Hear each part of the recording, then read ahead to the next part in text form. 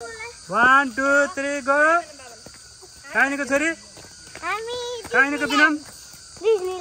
डिज्नील्यान्ड गएर के गर्ने हो बोटिङ गर्ने कि नगर्ने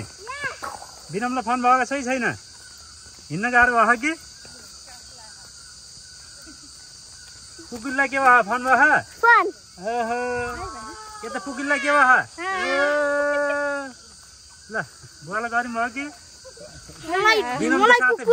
बिरेको साथै गयो कि अनि आमालाई के भयो मलाई के ठिकै छ सर ठिकै छ मलाई राम्रो छ एकदम ठीक छ ए राम्रो छ या नराम्रो भयो चाहिँ किरो चाहिँ के रहेछ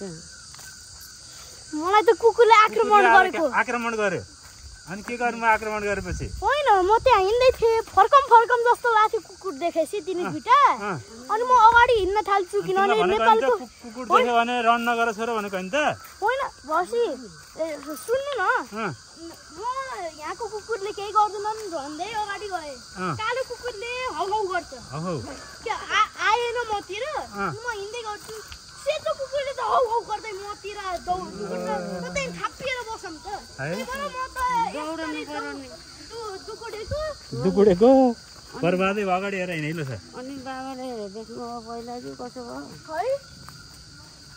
अनि अन्तिले त के गर्ने होला भन्नु अनि मम्मीले त हाम फाल्दै गर्दै अगाडि हाम फाल्नु म त हाम्रो फ्यामिलीतिर गए कुकुरले केही गरेन हामी सबैले त्यो कुकुरहरूलाई गाली गर्यौँ अनि कुकुरलाई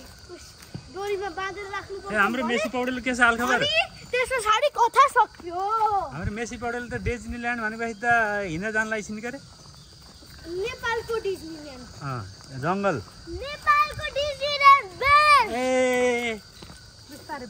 ए मलाई समात्छु त बिना मलाई समात्छु बाग्राको लड्ला बिस्तारै न्युरो